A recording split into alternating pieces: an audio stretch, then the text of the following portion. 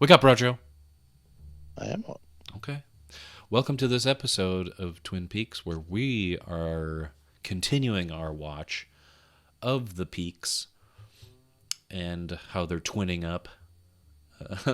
Today we have a brand new episode called The Drive with a Dead Girl or something like that. Let me double check. It's close to Drive with a Dead Girl. yeah. That's that. Oh. So Similar title. there's a dead girl happening. We watched Lonely Souls last time, and if you remember last time, we talked about how it's kind of going pretty nuts because a lot of people are doing different things, but getting to a similar conclusion. And we had that big revelation that Leland, he's been splitting. What a way to put it! What a fucking way to put it! He has been splitting his time where we're supposed to now realize that he has been possessed by Bob, and he did some horrific bops to the nose of his niece that was staying over to visit. Yes, Maddie. And once all that went down, for some reason it started affecting everybody in town that had a connection to Bob or Laura, I guess, being killed because Yeah, to Laura, it seemed like. it just seemed like the room got dimmer for people, and like Bobby and They James were just like suddenly crying or Yeah. or staring off into the distance or affected somehow. And I don't know if we So talked about this weird. last time, but it does seem like Bob has been coming more and more to the surface since like Leland Harris turned white, and his singing and dancing has kind of escalated, and now it seems like Bob's on the loose. We didn't mention that, but it makes sense because Bob's hair is like silvery gray, that he would be coming more to the surface of Leland and making his hair gray.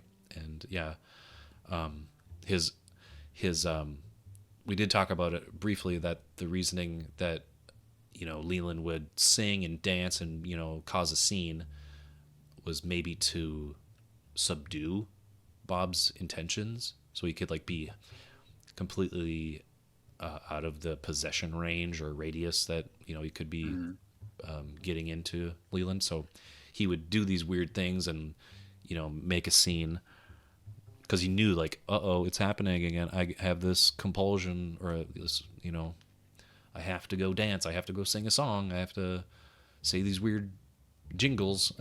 It's my time, baby. But yeah, we're jumping into this next episode. Definitely hit that like button if you want to see more of these things. We're definitely going to keep watching it and keep discussing it. So leave comments below your favorite parts of this episode if you watched it, or your just favorite, I don't know, your favorite character even of Twin Peaks. We'll discuss that too, because I can go without a doubt saying mine is Log Lady, just because, I mean, it's either between Log Lady and Hawk, just because of the history with nature is a big thing. Logs and wood is a huge connection to this show, and I'm just, that character just kind of embodies a lot of that to me. And it's Log Lady with log, so that's the caveat for me. Yeah, with log. Gotta be with log. Sans log, When is she ever without log? I don't know, when she's spitting gum out in the diner. No, No, she's got it clutched right in her hands there. I know. It's rare. So yeah, I don't think Log is ever without Lady. But yeah, I don't know about you guys, but yeah, let us know your favorite characters, whether it be the dim-witted James or the sing-songy Leland or Coop. I mean, that's everybody's favorite because of that damn fine cup of coffee. It's so easy Right. to like him. I think my favorite might be gosh. Eric, who's your favorite?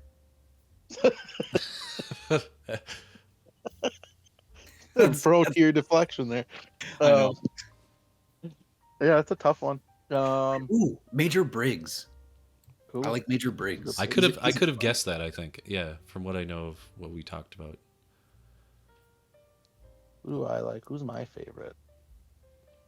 Who would you Oh. be? That's another question.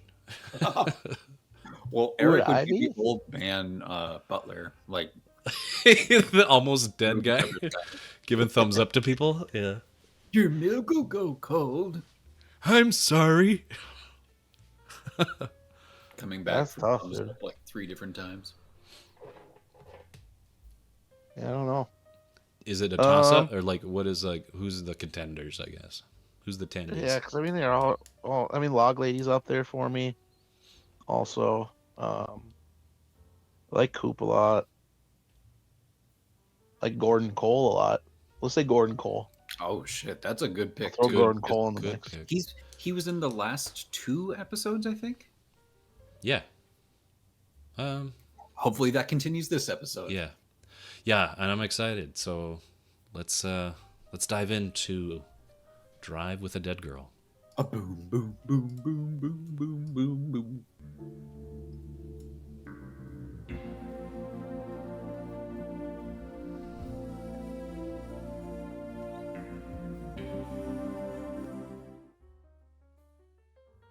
All right, boys. There it was. Yeah. A fun little drive with a dead girl. Yep. This episode well- is definitely that. I completely forgot that was the name of the episode as we were watching it. I remembered it as Leland started doing this little swervy jingle song. I was like, oh, okay, he's just driving around with a dead body. Okay. Yeah, because I didn't even think about that. And then fucking, we pulled him over and he's like, "Oh, you all see my irons?" I was like, "I just got a dead body in the trunk." And I was just kidding. I was like, "Oh shit, yeah, he does have a dead body in the trunk." Yeah, and he's like, I don't know what possessed yeah, him yep. other than Bob to be like, hey, come check this out, Coop. Hey, Yeah. look at Maybe that face. Fargo wants to get caught. I don't know. I'll I- bash you on the back of the I head. think that might be the best explanation is that there is a part of Leland that's like forcing himself to fight Bob's possession and to actually get himself into the trouble so he can just be rid of Bob. So he wants to Right. be put in custody. So he's like, Maybe also to like atone for what he's done because he probably doesn't like what he's done. So he's like, I should pay for what I've done. Like, yeah, arrest me. arrest me now. Yeah. Because Take me in. Bob right here. It's Bob right here staring at Coop. Like, I have this inclination that I just want to smack him with this. Looks like a 4 or 5 iron. Not sure, but yeah, he wants to hit him. No. That's a wedge of some kind. Could be. Oh, Pitching no. wedge, sand wedge, maybe. That's a flat iron right there. Yeah, it looks like an iron actually. Actually, it does. The focus, the Wedges are irons, okay. Well, depends on how you use it, I guess. Oh, well, a triangle on it. here we are delivering. Sorry, we're off track with golf clubs. Did you hear both of us just? After you get a good shot of it. That was amazing. There we go. A 9 iron or a maybe pitch and wedge. Oh, Well, here's another. not a stand wedge. There we go, right there. That's a fucking wedge. Well, That's a wedge. it's It's an a iron. it's an still evidence an that iron. he's Yes, it's an iron. That's what it's made of. But Oh, that's a pitch and wedge right there. Then, if I ever seen one. he's doing He's making some that he's either doing some splash hits. So it's like get a good grip underneath it and get it really popped up. So it definitely Yep. could be a wedge. So that's a wedge, dude. That's a full-on pitch and wedge right he's there. giving it low power, but he's hitting it right on the mark on the little Mario Golf sliding machine. All right, we talked about the clubs. Let's talk a little bit about the episode. The only Yep, appearance of yep, Donna and James this episode. Yep, and they just show up to snigger at him. Little bit. Also, the only appearance of Sarah this episode. Yep, she's at the top of the stairs, like, "Hey, we're gonna go to that Glenn Miller thing, right?" Don't forget Glenn Miller. Glenn Gary, Glenn Ross. Oh, coffee's for closers, Leland. ABC, Leland. Yeah, always be closing. Always be coffeeing at the top of the stairs. There's some cool revelations that happened. We got Ben. And finds out what's or not is alive still. Yeah. Their shared daymare. Their daymare that they had. This was great. Whatever this was happening here. Couple little boys watching some girl dancing. She was probably on some type of hallucinogenic. With that twangy ass guitar music. Yeah. Yeah. It could be like Laura Flynn Boyle in a bob wig or something. Like I don't know. It's creepy though. Like especially slow. Like you're playing it even slower than it's meant to be. I think. no, I'm not. Oh, This boy. is just the episode. Without sound, it's so much creepier because you only get like tiny little flashes of this face, and you can't really tell who it is or how old they are, or like if they've got makeup on or something. But Yeah, I thought they looked like a mannequin at one point. I was like, this is creepy. Get it out of here. it's really creepy how you can't see their face at all except these really really quick flashes. But it does evoke that kind of reminiscence that they were going after. And it was like, okay, everything's kind of slowed down. Things aren't as vivid or clear. So you can't make out, you can only make out a figure. And you're just imagining, like, you remember her? Maybe she had a bob like haircut. Maybe she had a dress on. Maybe. Yeah, she had some kind of dress, but I can't remember the exact pattern. So you're just, yeah, it's all kind of muddled. Haircut, or is her head just shaped weird? Yeah, she's got some kind of like penis shaped head. Was she wearing a hat? Maybe the hat Big had old the teeth. head shape. But yeah, and then we got some of Lucy's sister with her baby, Lucy's sister Gwen. Gwen. And she's got. Is this the only episode that Gwen is actually in? Because I think it might be. It was kind of annoying. I think they used her enough to be like, okay, we can't have two of these people, and like she's really snooty or very judgmental of Andy and whatever he has to say. So get her out of there because Andy was right in saying, "Shut up." Shut up, Gwen. I recognized her from, I think she was on Gilmore Girls. Yeah, she did look familiar. I just couldn't place She her. played, she was Milo Ventimiglia's character's mom in that show. Okay. Well, it's like Lucy is. They share a similar voice and like look, but they're very different personality wise. Because Lucy is kind of like, I would say Dumb-dumb. quiet, unless she has to like be talking. Then she kind of does her little thing. Yep. And Gwen just never fucking stops talking. Or has something to say about everybody, or has an opinion about everything. Yeah, has always got a comment on everything. Yeah, I'm kind of glad that she's not in a lot of episodes. She doesn't really bring a lot to the table. Right. I think it's more for the thing of her holding a baby and Andy walking in to be It able was. to, like, Yep. bring that relationship back. That's her, her whole purpose is just for that gag, essentially. Mm-hmm. And for Which is Lucy good. to fall back into, some kind of good place with Andy because he can explain himself. I think we still have yet to reach. Oh my god, there's a huge arc that we still have yet to cover in this fucking show. Yeah. Little Nicky. You remember it? Is that ringing any bells for you guys? Not Dick at the moment. Tremaine coming back in like a little okay. orphan, like I think he's like probably like 10 maybe or something like that. Okay. Who is it? It Little does ring a Nicky, bell. It's like a. You remember Dick Tremaine, Adam the British Sandler? guy that Lucy was Yes. sleeping with? Yep. Well, He comes back, and then there's like this little like he's like it's like a big brother, big sister kind of thing, mm-hmm. Oh, okay. and it's like this little like 10-year-old boy that hangs out with Dick Tremaine. That's Adam Sandler?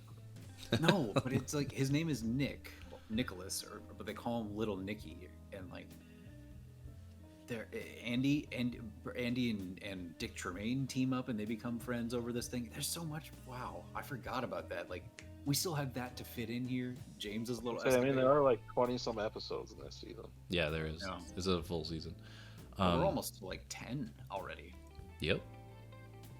At the Great Northern, in this episode, we'll quickly mention that there's fishermen, and I think that's kind of a commonplace thing here, but they also added schoolgirls from a school nearby or something like that. So we have some kind of private school girls walking around the lobby and some fishermen. So that's kind of who resides at the Great Northern in this episode.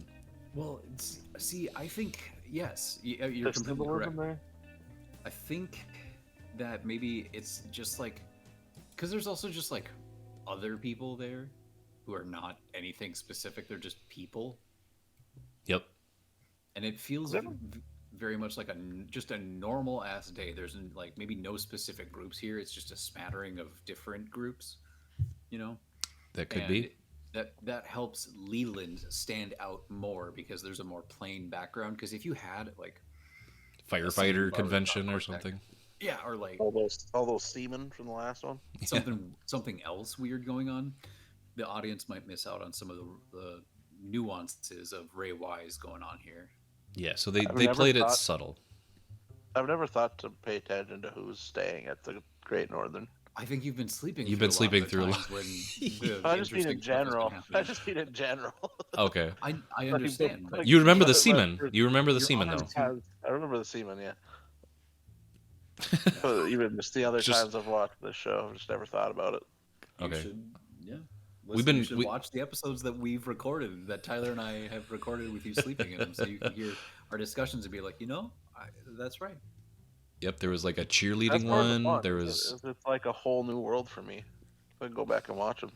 yeah. Oh, Hey, they're Don't pretty you dare good. Close your eyes. So yeah, I think they're playing it subtle with not being too flashy because I mean, it's just a tropey kind of thing to put some kind of gathering of people in the same kind of outfit to maybe make it more drab for the show, to be like, all right, look, this is what's happening here today. And it feels more lived in, or it's like they just wanted to play that running gag throughout the show to be like, oh, here's a list of all the different people that came through the Great Northern, and you'd be like, oh, that's interesting. This is like a businessman, schoolgirls, lady, fisherman, Yeah, it's not everybody is not the same thing, but yeah, Leland Palmer, Leland Balmer.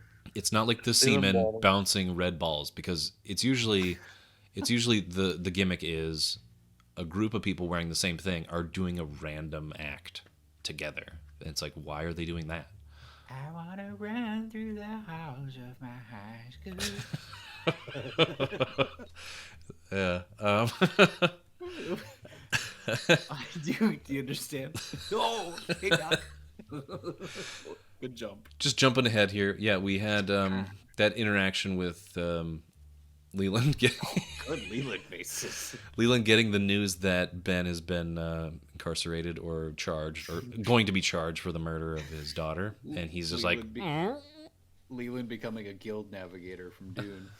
or just trying to hold in a toot, I know he's letting one out right there. or He's from the position where Cooper like finds him, it looks like a kid trying to focus on pooping, and you find him like.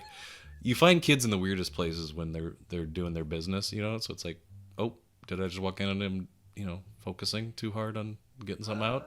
And he's like, well, nothing. Nope, wasn't Nothing. doing anything. oh, Not pooping. Not pooping. He's like, it's okay, it happens. His like scared, shocked face there, just like, oh, he doesn't catch me in the lie that I was pooping. The big revelation is that, from what I take away, the big revelation for me was this, where we have Pete and Ben just talking about the recording that Pete has of, what's her face again? Catherine. I'm not good with names, but yeah, Catherine is alive, and now Ben understands he's going to be blackmailed into, what was it? Was it she wanted the Great Northern? We were talking a lot during but I believe that might be what it is, that she just wants stuff signed over to her and basically him to have nothing. Yeah, and then have him go into the winds or be gone with the four winds and find something else to do, or just find a new job incarcerated or something. And then we got a lot of good reactionary stuff from Pete being like, he, like really conniving, like a Salacious Crumb style. Like, look at him, he's listening to Jabba the Hutt. I want to have little Jack Nance be Salacious Crumb now.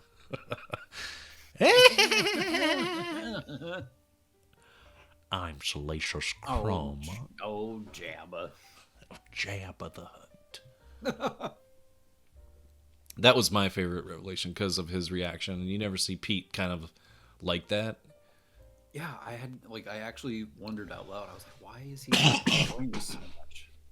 Yeah, it was kind of off character a little bit, but Bradshaw, you talked about maybe it's due to the fact that he realizes Ben had something to do with maybe Catherine's disappearance or death. Yeah.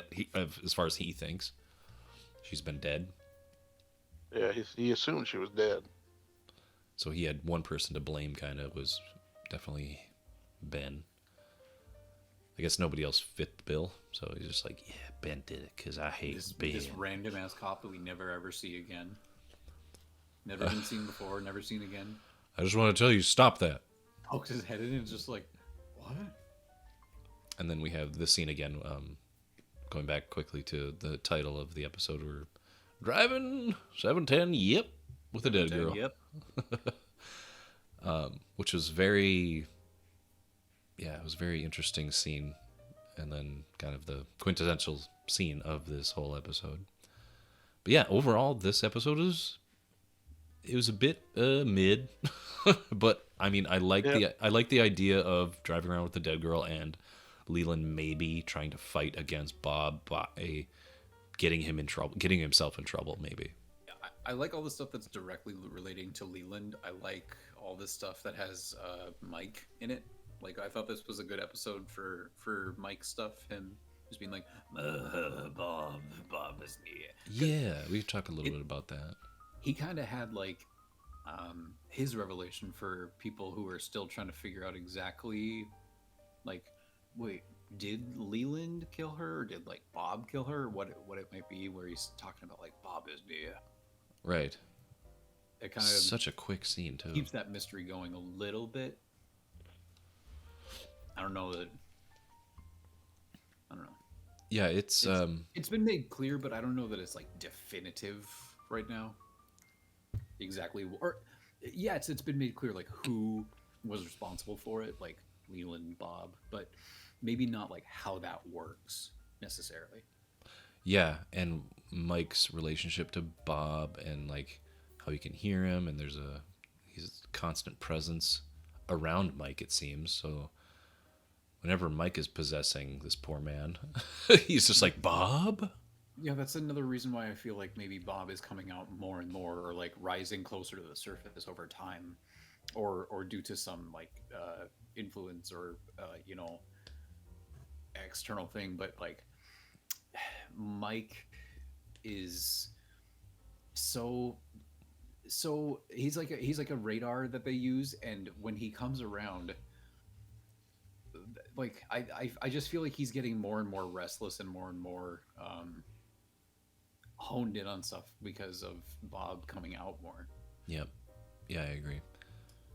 So they have to keep tabs on these two entities, essentially. Like I think they're pretty much, well, it's hard to say, but Cooper senses something is off with Leland. For sure. He because there's a scene of him like giving him a very specific look as they're walking up to Leland in the Great Northern. He's like, yeah, he's like, hold on, looking at him like, well, what's going on here? Right. I think that Cooper looks back on that moment and thinks about like, oh, there was a line that somebody said about from where I'm from, the birds sing a pretty song, or he puts together a clue.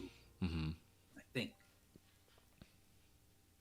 Yeah, I think he's piecing some stuff together, but we can talk a little bit about the interaction that happened with like what happened here when Mike is just kind of going crazy, staring at the brothers, and he's like, "This guy's stairs lead nowhere," or whatever. Like, and they have no idea what his deal is. Who the heck is Bob? And whatever else. And then Harry jumps the gun a little bit. I forgot the exact analogy, but it's essentially, what was it? Putting the saddle on the horse before we're ready to ride. And so Harry had good instincts, I would say. he's being the good cop. He's wanting to have justice for her. But Cooper's like, all right, we gotta talk for a second. And they have a little heart to heart here. And this is why I like this kind of bro ship, where they're both talking about the reasonings. Cooper just has a hunch, essentially, but Harry sees hard evidence. He sees diaries, he sees this evidence that's been brought to him. That's why he wants to charge Ben. Cooper's still not convinced, and a lot of the audience isn't either because of what we know. But Harry is doing the right thing, and they're having this kind of interaction, and that's why I like Harry as a character here. It's because this is the first time he's ever stood his ground on something that he believes in. Did Leland do something to further incriminate Ben, or was it just the passage in Laura's diary that That's kind of the big driving nail, I think, for Harry to make that jump. But yes, I agree, because they read that passage specifically. But I'm thinking, am I half remembering a small scene where Leland maybe did something to throw incrimination off of himself, maybe? Because he did that in this episode. He said something about I heard Ben talking, and he said something about a dairy, and he's like, "Do you mean diary?" Yes, diary. Yeah. What it must have been. Yeah, he was kind of half remembering. I don't know what his purpose of saying that was really, but I think he's trying to just possibly. He sees that they're looking elsewhere, that they're looking someplace else incorrectly, and he's, I think, just trying to reinforce that. Yeah, I can see that too. And then, there's another bit where, I think it was during that scene when Cooper was talking to him, as he was kind of stifling his laughter, but with cries. So Cooper might have been in tune to something being off when he walked away, and then he had that look at least it conveyed to me, or I would assume a lot of the audience, all right, Cooper's walking over there because he senses maybe there's something off with Leland. Not to actually check on his well-being of being crying about the situation, because he's okay, I've known this guy to just cry in situations like this. But Cooper wants to investigate it further to rule something in his mind, something in his thought process, to be okay.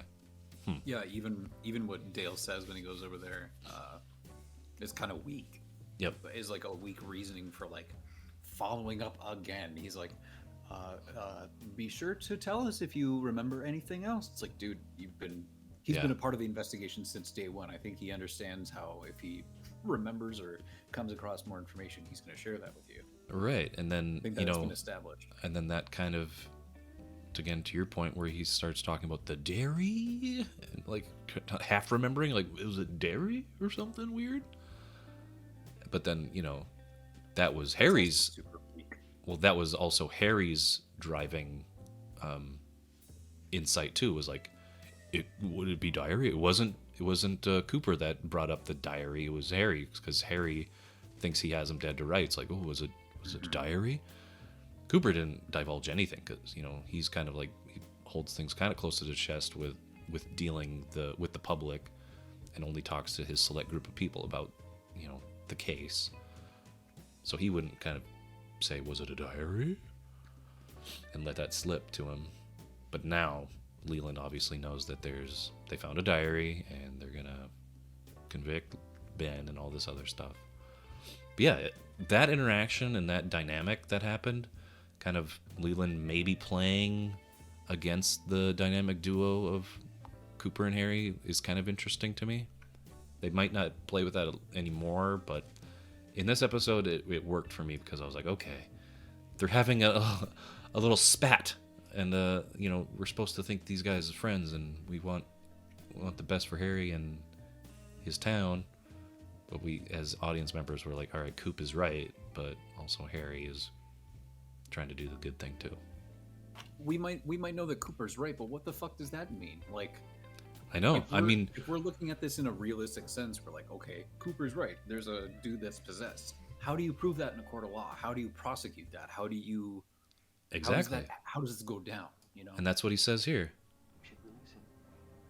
Cooper, I've backed you every step of the way, but I've had enough of the mumbo jumbo. I've had enough. right there. The mumbo jumbo. It's like, you can't bring mumbo jumbo into a court of law, dude. Like, that's not gonna float. But as audience, I'm like, I'm in on the mumbo jumbo. That's kind of what I'm in on. Like, I love the mumbo jumbo stuff, but Well, yeah. I mean, Harry's like, very pragmatic. even as an audience who like likes that part of it, you have no real idea. Like, if seeing this for your first time, you have no real idea that this is going to end the way it does, with Coop entering this place and having this specific interaction with these specific beings, etc. Mm-hmm.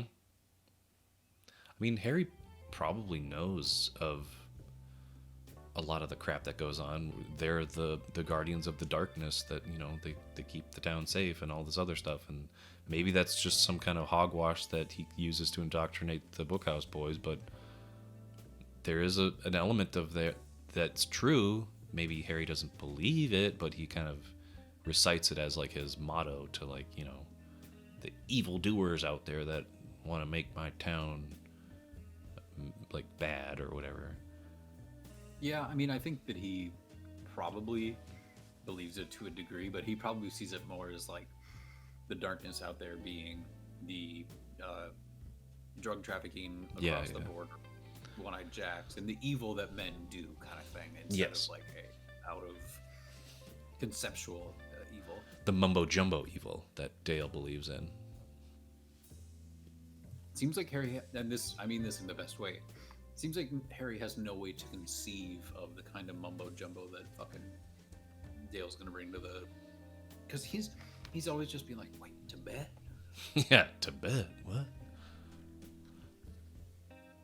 I don't. He just seems like he's like too down to earth, too tuned into his police officer senses and like procedures and shit. Yeah, when he's been the tag along for Cooper, because I mean that's who we're following mostly as the main character is Coop. So he's been the tag along for the majority of this, and now he's got some kind of bone to pick. But yeah, overall, pretty mid, but good elements. There's a couple episodes of it where it's just kind of in that area where they're kind of moving some things around, moving pieces around, planting little things here and there. Nothing too extreme going on. Right. Just kind of moving stuff around, which isn't bad. It's just, you know, you're not getting hit with any bing boom bows, you know. Yeah, until the end where you're like, okay, they found another body, and so it's like more to the mystery, and that's kind of the driving force. So it's like, okay, the next one's going to be the banger or another great one because they have more clues to go off of, and they're going to look under her nail. They're going to find, you know, more stuff. So obviously, the next episode's going to be like a little bit better than this one, I would say. And I'm just going to say the next. Maybe this episode is the beginning of the mids, where like, because this is what, episode 9? This is 8. 8. Okay. Where next episode is 9. Arbitrary Law. We're getting close to the middle of the season, so like, yep, there is going to be that point where we've got the little Nicky arc, the James arc, the stuff that maybe is not remembered so fondly. I'm gonna try to maybe find a good driving picture.